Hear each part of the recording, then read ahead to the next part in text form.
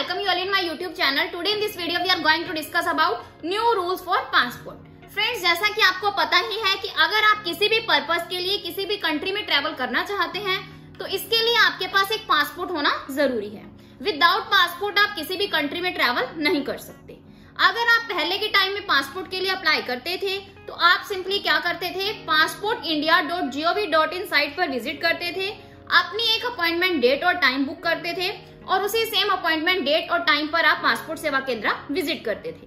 वहां आप क्या करते थे, अपने डॉक्यूमेंट्स को वेरीफाई करवाते थे, यानी कि आप अपने ओरिजिनल डॉक्यूमेंट्स और अपने ओरिजिनल डॉक्यूमेंट्स की जो फोटोकॉपीज हैं उनको अपने साथ लेकर जाते थे और वहां पर आपके उन डॉक्यूमेंट्स को वेरीफाई किया जाता था। अगर आपके सारे डॉक्यूमेंट्स वेरीफाई हो जाते हैं, यानी कि आपके जो सारे डॉक्यूमेंट्स हैं वो वैलिड हैं, यानी कि कोई फेक डॉक्यूमेंट नहीं है, तो आपकी जो पासपोर्ट एप्लीकेशन फाइल है उसको नेक्स्ट स्टेप यानी कि पासपोर्ट पुलिस वेरिफिकेशन के लिए सेंड कर दिया जाता था। फिर आपको पुलिस स्टेशन से कॉल आती थी और आप क्या करते थे, पुलिस स्टेशन विजिट करते थे। अगर आप वहां पर भी सारी टर्म्स एंड कंडीशंस को सेटिस्फाई कर देते थे तो आपका जो पासपोर्ट है वो प्रिंटिंग के लिए सेंड कर दिया जाता था और कुछ ही दिनों में आपका जो पासपोर्ट है वो कोरियर के थ्रू आपके घर तक डिलीवर कर दिया जाता था। बट अब जो नया रूल है पासपोर्ट का वो क्या है कि अब आपको यहाँ पर अपने डॉक्यूमेंट्स की हार्ड कॉपी को पासपोर्ट सेवा केंद्र में लेकर जाने की कोई जरूरत नहीं है।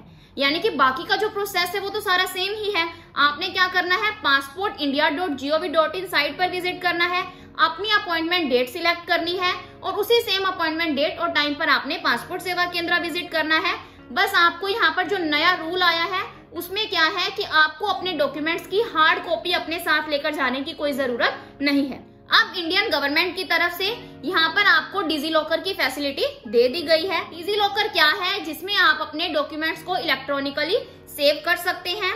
यानी कि अगर आपको कहीं भी अपने डॉक्यूमेंट्स की जरूरत पड़ती है तो आपको अपने ओरिजिनल डॉक्यूमेंट्स कैरी करने की जरूरत नहीं होती, क्योंकि डिजी लॉकर में आपके जितने भी इंपॉर्टेंट डॉक्यूमेंट्स हैं वो सारे क्या रहते हैं, स्टोर रहते हैं और सेफ रहते हैं।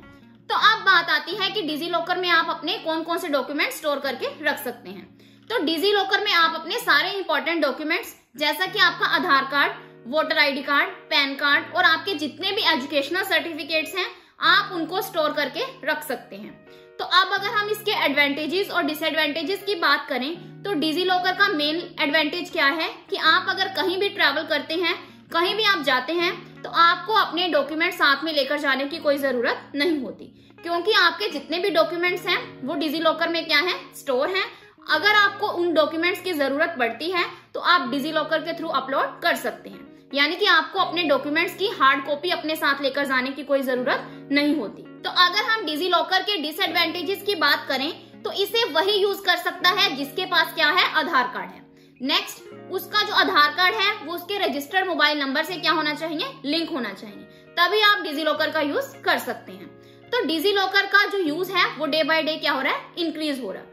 तो इसकी हेल्प से आप क्या कर सकते हैं, अपने डॉक्यूमेंट्स को स्कैन करके अपलोड कर सकते हैं। तो पासपोर्ट का जो न्यू रूल है वो यही है कि जो डिजी लॉकर है उसकी फैसिलिटी आपको प्रोवाइड कर दी गई है। अब आपको अपने डॉक्यूमेंट्स को साथ में कैरी करने की कोई जरूरत नहीं है। आप डिजी लॉकर के थ्रू अपने डॉक्यूमेंट्स को स्कैन करके अपलोड कर सकते हैं। तो इस तरीके से आप क्या कर सकते हैं, अपने पासपोर्ट के लिए अप्लाई कर सकते हैं। तो इस तरीके से पासपोर्ट से जुड़े नए नए अपडेट्स के बारे में जानने के लिए आप मेरे चैनल के साथ जुड़े रहिएगा और अगर आपको फिर भी कोई डाउट है तो आप कमेंट सेक्शन में पूछ सकते हैं। So this is the end of my video. अगर आपको मेरी वीडियो अच्छी लगी हो तो प्लीज मेरी वीडियो को लाइक करें और मेरे चैनल को सब्सक्राइब करें। Thanks for listening and thank you everyone.